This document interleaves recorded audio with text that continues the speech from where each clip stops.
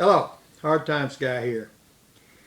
Hey, the guys aren't here today, so probably not going to do much about them, but one little gem of information came to me since the last time we had a video, and I felt like it's worth sharing with you. You know how much trouble I have with the Henry twins. I can't tell them apart. Jay Bird and Ray Bob, I never know which one's which. And I don't think anybody ever knows which one's which. And there's all kinds of stories about them being imposters and telling somebody they're one and when they're the other and that kind of thing. But I've asked them sometimes, even if their parents know which one's which and their family. And they've admitted to me sometimes they get confused. But evidently, and I've heard this said about them, and those of you that know them, maybe you've heard this too. Sometimes they refer to one of them as the smart one. And truth is, there ain't no smart one out of that pair. But there's a story behind that I'd never heard before, and somebody was telling me this week why that's happened. Evidently, Ray Bob, he didn't even begin to talk, speak words, sentences, until he was almost 5 years old. And Jay Bird, he began to talk kind of at a normal age for most kids. You know, they start saying something around the time they're before they're a year old. They try to say words, and by the time they're a year old, they say several different words, and then by the time they're 14, 15 months old, they're making sentences. And I think Jay Bird was pretty much on that schedule, maybe a little bit behind it, but he learned to talk, and then Ray Bob never offered to say anything until he was almost 5 years old. And so the family referred to Jay Bird as the smart one because he did all the talking. Now, evidently, Ray Bob could have talked before he did because he didn't go through the progression of saying a word and then putting sentences. He just took off one day talking like he'd always talked. So he had the thought process. I guess he just didn't feel like he needed to say anything because Jay Bird was saying it all for him. So anyway, Ray Bob didn't ever say his first word until he was almost 5 years old. And then he began talking just like a normal person, as normal as he could be. And so his family, up until that time, always referred to Jay Bird as the smart one and Ray Bob as the one who wasn't smart, I guess. I don't know what that's worth to you, but I heard that this week, and it amused me, so hopefully it amuses you too. Today I want to talk to you about a word that's important to me and to my family. I don't know which video it was. I'm going to go back and find out, and I guess I'll have to make this video in pieces so that I can put this in here. I should have found this out before. There was a video where I talked to you about my family, and the crux of that video was I read a thing about the things that I deem important and the things that I say to people I love. In other words, my loved ones get this information from me, and I was giving that information, some of it to you, and I was counting you as being among the privileged because you were getting information from me that I share with people I love.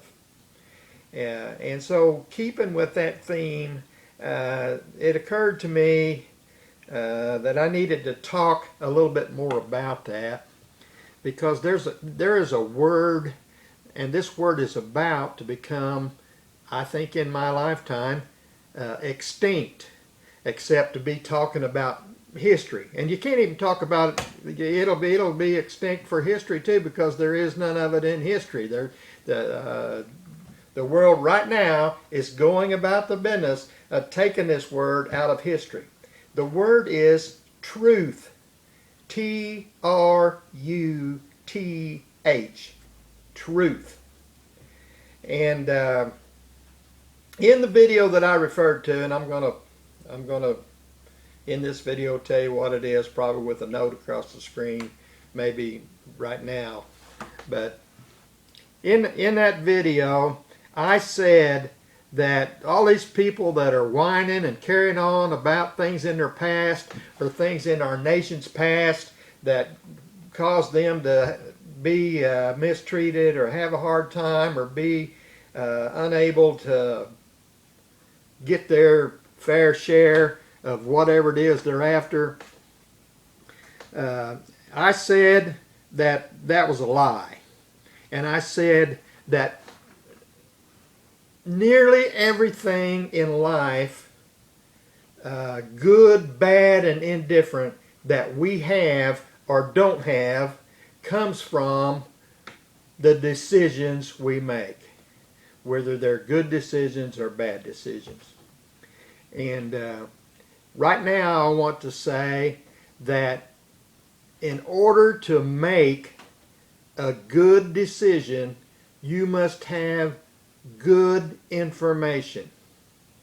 In other words, you need to be dealing with the truth. Because without it, you can't make a good decision. Now, having said that, I promise you that I'm going to get back to that, not in this video, but in a future video. I'm going to get back to the truth, what is happening and has happened to the truth, and why it's a disaster for us, and why we need the truth. I'm going to talk about that. But I'm not going to have time to talk about it today. It's a long subject, and the value of the truth in my family is a long subject. And I need to tell you this next thing before I go on with that discussion. And so I'm probably not going to get back to that discussion. I'm definitely not going to get back to that discussion in this video. You're going to have to watch some future video to get the rest of what I just started. In my family, the truth is paramount. One of the most important things. And when I say my family, I'm talking about me and my wife and our children. That's where it begins, and hopefully it continues and extends into our family, beyond that with grandchildren and great-grandchildren, and beyond that with children that aren't even born yet. That truth can be that important to them. To Betty, my wife of 56 years, and I, truth is this important. We wanted to deal with it. In our dealings with our children, we knew that if we couldn't have truth, we couldn't have much that was of any value. Because you can't make good decisions without truth. So we taught our children that they must tell the truth. We're going to tell you the truth, was our message to our children. And when we ask you for the truth, we expect it from you 100% of the time. We didn't always get that. You know how kids are. Not just the world's kids, even my kids. They, from time to time, thought they could get away with something and not tell the truth. They thought if they told us something that wasn't true, they felt like that the truth was never going to come out because there was no proof one way or the other. It was their word against their sister's word, or their word against their friend's word, or their word against their cousin's word. And in a one-on-one situation with no other evidence, there wasn't any way to prove what was true and what was not true. Now, Mom and Dad might have an idea of what was true, but sometimes Mom and Dad didn't even have an idea of what was true. They had no basis for believing this kid or this kid.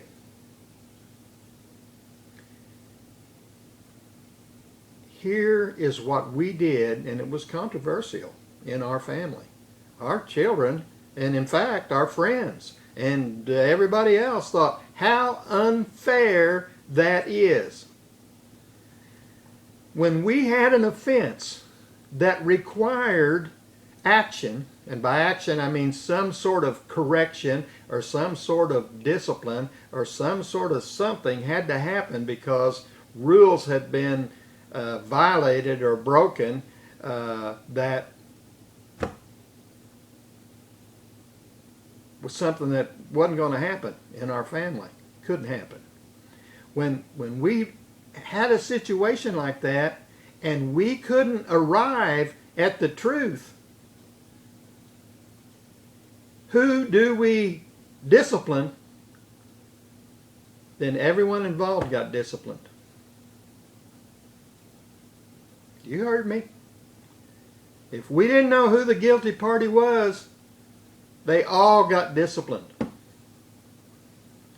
And a lot of you are thinking exactly what come out of our children's mouth every time that happened. That's not fair! That's not fair! Guess what? It wasn't fair. But fair was impossible because somebody was lying to me. Or somebody was lying to my wife. Or us. And so fair went out the window.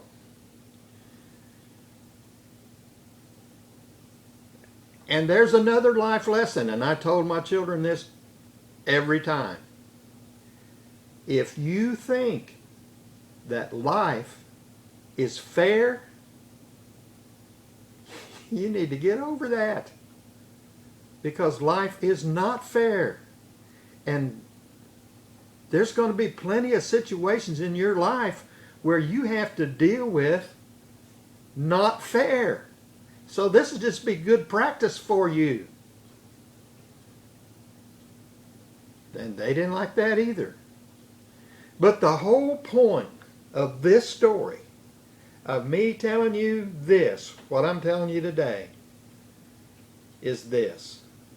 The truth is important.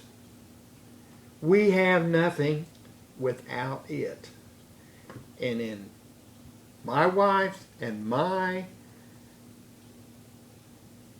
decision to demonstrate to those people that we loved how important the truth was, we did not reward someone not telling the truth.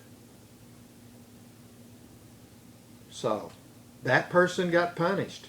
And 2 or 3 innocent people in this situation may have got punished with them. But no one got rewarded for lying to us. And no one gained anything from lying to us. We decided early on in our marriage that there would be no good come from someone trying to lie to us. even if it meant some of the people that were innocent had to suffer unjustly for a little while. The overall good of us being able to deal with the truth would eventually outweigh that.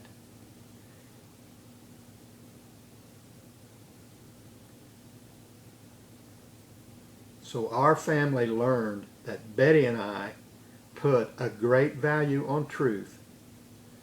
There was no benefit to them to lie. The consequences were going to be suffered anyway if someone was lying. They were all going to pay the consequences.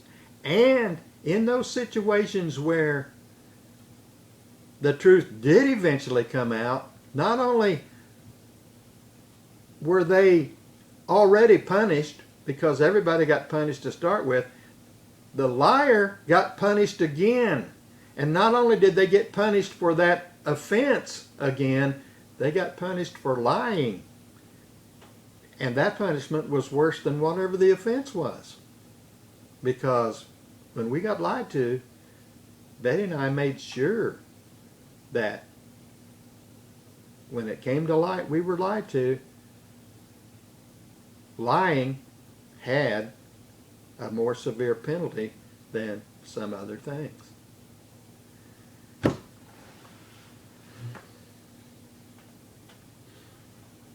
Now you think it's time probably to debate that, whether I was right, wrong, or indifferent. That's almost like trying to debate me about my faith. It's not going to work. I'm 73 years old. If I made a mistake putting that kind of value on truth, then I just did it. I still believe it was warranted, and I'm not going to quit doing it. The same rule applies today as it did when she and I were 28, 29, 30 years old, however old we were when we came to that joint conclusion. We had to have the truth because we couldn't deal in a world that didn't have truth. And so we were going to have it in our family. I'll get back to that other aspect of truth that I started on in the first part of this video. Today you were noticing some things behind me. You noticed this little wall hanging cupboard, or it doesn't have to hang on a wall. It could sit on a table or on a dresser top or something. This is a little cupboard that I made this week. Today I think is Friday, and Sunday, this coming Sunday, we're going to a high school graduation for, if everything goes like we planned, a young lady that we've met through the B&L girls basketball program. And I made this little wall hanging cabinet to give to her. And I'm just showing you here today. You're getting a preview, I hope, of how this cabinet came about and what it looked like in its inception, and watch the progress of Hard Times guy building a little cabinet like this. I'm going to give it to the girl. I'm going to ask her permission to make a video of her cabinet. I fully expect her to say okay, and I hope to have her and her sister in the video. So, preview the Gracie cabinet, or the Dogwood Gracie cabinet. Okay, it's country store time, or general store time, or whatever kind of store I said this section of the video was going to be. I'll have to go back and look and see what I said about that too. I don't have it written down. But today I'm going to offer you a couple of things for sale. Again, this is something that had just come by this week. It's one of those things that it's a teddy bear. He's sitting up there behind me with Shotgun Pete. Those of you who have met Shotgun Pete, he's the guy up on the top of the shelf behind me with the double-barrel cork gun sitting in his lap. He's wearing a Marshall's badge, and sometimes he has a cap on. Today he doesn't have a cap on. And I bought him a little buddy this week, and I'm going to turn around now and get him. Here he is, and he's just a little teddy bear. He's got, I don't know whether those are glass or plastic eyes. He's got a pretty attractive little vest on. It's got brass buttons on it.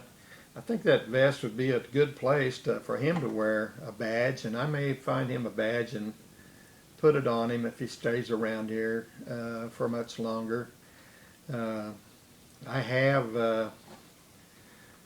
I can see them from here. There's two single-barrel cork guns, rifles I think they are. And there's another double-barreled one around here somewhere, so I might just have him be Shotgun Pete's deputy if he stays around here much longer. But he's, and I don't know whether he's, I don't think he's not brand new, but I don't know how old he might be. There's no tags on him, and I'm not much of a teddy bear expert. I either like them or I don't like them, and that's about how I come to think about teddy bears. And I liked this one, and so and I like the old Stife bears, but I never have been able to own one. They're always more expensive than something I wanted to pay. So this is not one of the old Stife bears. So I'm going to offer him a sale today. If you like this bear, you can have him for $15. If he doesn't sell, I'm going to give him a name and probably give him some more equipment and put him to work with Shotgun Pete. They'll be buddies. That's what I'm going to do with him. Okay, back over here again. And we're going to close out the general store.